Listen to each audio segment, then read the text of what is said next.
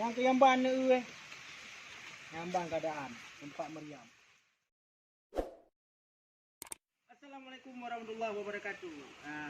Bersama Lenden Zen Kamusa YouTuber Aceh Lut Mawe.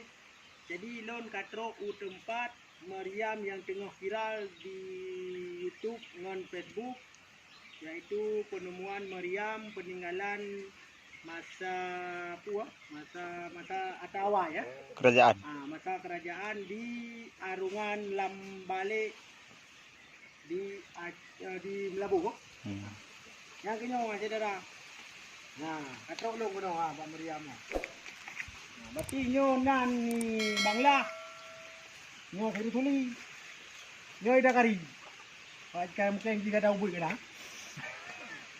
Nah, tapi kanyan nan ana lu tepunan. Nah, nyo. Yang keyamban euy. Nyambang keadaan tempat meriam.